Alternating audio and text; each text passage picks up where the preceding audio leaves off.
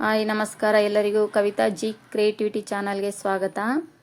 ನಾನಿವತ್ತು ಮಾವಿನಕಾಯಿ ಉಪ್ಪಿನಕಾಯಿ ಮಾಡ್ತಾಯಿದ್ದೀನಿ. ಈಗ ಅದೇ ಸೀಸನ್ ಅಲ್ವಾ, ಮಾವಿನಕಾಯಿ ಸೀಸನ್ ಅಲ್ವಾ, ಹಾಗಾಗಿ ಮಾವಿನಕಾಯಿ ಉಪ್ಪಿನಕಾಯಿ ಮಾಡ್ತಾಯಿದ್ದೀನಿ. ಇಲ್ಲಿ ಮೊದಲು ನಾನು ಮಾವಿನಕಾಯಿ ಎಲ್ಲ ಚೆನ್ನಾಗಿ ತೊಳೆದು ಕಟ್ ಮಾಡಿ ಇಟ್ಕೊಂಡಿದ್ದೀನಿ.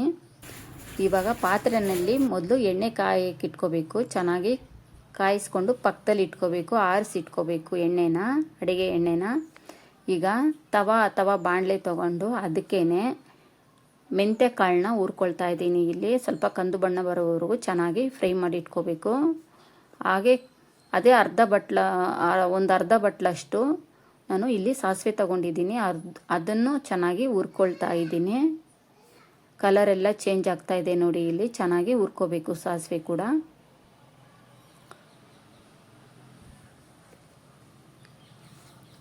ಚೆನ್ನಾಗಿ ಈ ಥರ ಹುರ್ಕೊಂಡ್ಮೇಲೆ ಅದು ಹಸಿ ಸ್ಮೆಲ್ಲೆಲ್ಲ ಹೋಗಿ ಚೆನ್ನಾಗಿ ಘಮ ಬರುತ್ತೆ ಸಾಸಿವೆದು. ಚೆನ್ನಾಗಿ ಹುರ್ಕೋಬೇಕು. ಈಗ ಸಾಸಿವೆ ಕೂಡ ಹುರ್ಕೊಂಡು ಇಟ್ಕೊಂಡಿದ್ದೀನಿ. ನಾನು ಮೊದಲೇ ಹೇಳಿದ್ದೆ, ಇಲ್ಲಿ ಮಾವಿನಕಾಯಿನ ಚೆನ್ನಾಗಿ ತೊಳೆದು ಒರೆಸಿ ಚೆನ್ನಾಗಿ ಕಟ್ ಮಾಡಿ ಒಂದಿನ ನೈಟೆಲ್ಲ ಬಟ್ಟೆ ಮೇಲೇ ಹಾಕಿಟ್ಕೊಂಡಿದ್ದೆ. ಬಿಸಿಲಲ್ಲಿ ಒಣಗಿಸ್ಬಾರ್ದು ಇದನ್ನು. ಈಗ ಪಾತ್ರೆಗೆ ಹಾಕಿಟ್ಕೊಂಡಿದ್ದೀನಿ ಮಾವಿನಕಾಯಿ ಹೋಳುಗಳೆಲ್ಲ.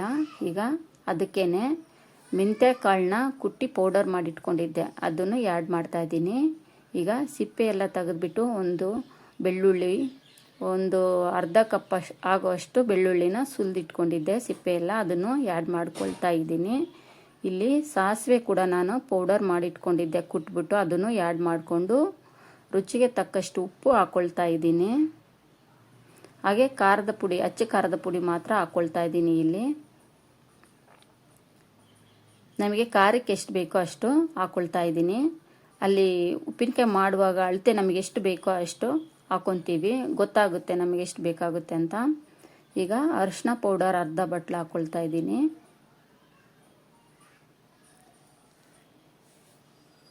ಈ ಥರ ಮನೆಯಲ್ಲೆಲ್ಲ ಮಾಡ್ಕೊಂಡು ತಿಂದರೆ ತುಂಬ ಚೆನ್ನಾಗಿರುತ್ತೆ. ಅಂಗಡಿಯಿಂದ ತರೋ ಬದಲು ಮನೆಯಲ್ಲೇ ಮಾಡ್ಕೋಬೇಕು, ತುಂಬ ಟೇಸ್ಟಿಯಾಗಿರುತ್ತೆ ಉಪ್ಪಿನಕಾಯಿ. ಈಗ ಒಂದು 4 ಬಟ್ಲು ಆಗುವಷ್ಟು ನಾನು ಎಣ್ಣೆ ಹಾಕ್ಕೊಳ್ತಾ ಇದ್ದೀನಿ. ಇಲ್ಲಿ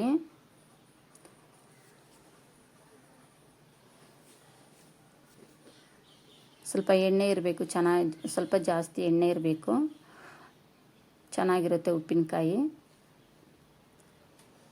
ಹಾಗೆ ನಾನು ಇಂಗು ಹಾಕ್ಕೊಂಡಿದ್ದೀನಿ ಇದಕ್ಕೇನೆ. ಸ್ವಲ್ಪ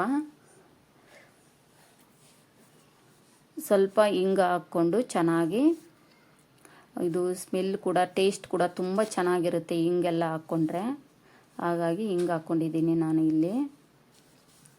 ತುಂಬ ಚೆನ್ನಾಗಿರುತ್ತೆ ಈ ಥರ ಮಾವಿನಕಾಯಿ. ನಮ್ಮ ಮನೆಯಲ್ಲಂತೂ ತುಂಬಾ ಇಷ್ಟಪಟ್ಟು ತಿಂತಾರೆ ಮಾವಿನಕಾಯಿ. ಮನೇಲಿ ಮಾಡಿಕೊಟ್ರೆ ಅಂತೂ ಬೇಗನೆ ಖಾಲಿ ಆಗಿಬಿಡುತ್ತೆ ಮಾವಿನಕಾಯಿ ಉಪ್ಪಿನಕಾಯಿ. ಇದು ತಿಂದಮೇಲೆ ಬೇರೆ ಉಪ್ಪಿನಕಾಯಿ ತಿನ್ನಬೇಕಂತ ಅನಿಸೋದೇ ಇಲ್ಲ, ಅಷ್ಟು ಚೆನ್ನಾಗಿರುತ್ತೆ ಇದು. ಈಗ ನೋಡಿ, ಎಲ್ಲ ಉಪ್ಪಿನಕಾಯಿನೆಲ್ಲ ಮಾವಿನಕಾಯಿ ಹೋಳುಗಳೆಲ್ಲ ಚೆನ್ನಾಗಿ ಮಿಕ್ಸ್ ಮಾಡ್ಕೋಬೇಕು. ಎಲ್ಲ ಚೆನ್ನಾಗಿ ಮಿಕ್ಸ್ ಮಾಡಿಕೊಂಡು ನೋಡಿ ಎಷ್ಟು ಚೆನ್ನಾಗಿದೆ ಕಲರೆಲ್ಲ. ತುಂಬ ಟೇಸ್ಟಿಯಾಗಿರುತ್ತೆ. ಈ ಥರ ನಿಮ್ಮ ಮನೆಯಲ್ಲೂ ಟ್ರೈ ಮಾಡಿ ನೋಡಿ, ತುಂಬ ಚೆನ್ನಾಗಿರುತ್ತೆ ಟೇಸ್ಟು. ಇನ್ನು ನಮ್ಮ ಚಾನಲ್ ಯಾರೆಲ್ಲ ಹೊಸದಾಗಿ ನೋಡ್ತಾ ಇದ್ದೀರಾ, ನಮ್ಮ ಚಾನಲ್ನ ಸಬ್ಸ್ಕ್ರೈಬ್ ಮಾಡ್ಕೊಳ್ಳಿ.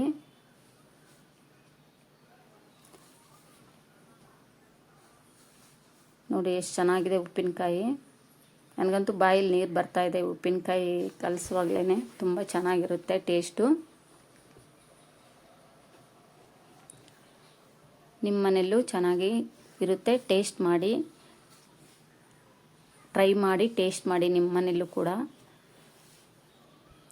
ಈ ಥರ ಮಾಡಿ ಇಟ್ಕೊಂಡ್ರೆ ತುಂಬ ದಿನಗಳು ಇಟ್ಕೋಬೋದು, ಏನೂ ಹಾಳಾಗಲ್ಲ ಉಪ್ಪಿನಕಾಯಿನ. ಒಂದು 6 ತಿಂಗಳಾದರೂ ಸೇವ್ ಮಾಡಿ ಇಟ್ಕೊಂಡ್ರೆ ಚೆನ್ನಾಗಿರುತ್ತೆ, ಏನೂ ಆಗಲ್ಲ, ಹಾಳಾಗಲ್ಲ, ಕೆಡಲ್ಲ. ಉಪ್ಪಿನಕಾಯಿ ತುಂಬ ಚೆನ್ನಾಗಿರುತ್ತೆ. ನೀವು ಕೂಡ ಒಮ್ಮೆ ಟ್ರೈ ಮಾಡಿ ನೋಡಿ, ತುಂಬ ಟೇಸ್ಟಿಯಾಗಿರುತ್ತೆ ಉಪ್ಪಿನಕಾಯಿ. ಈಸಿಯಾಗಿ ಸುಲಭವಾಗಿದೆ. ಧನ್ಯವಾದ.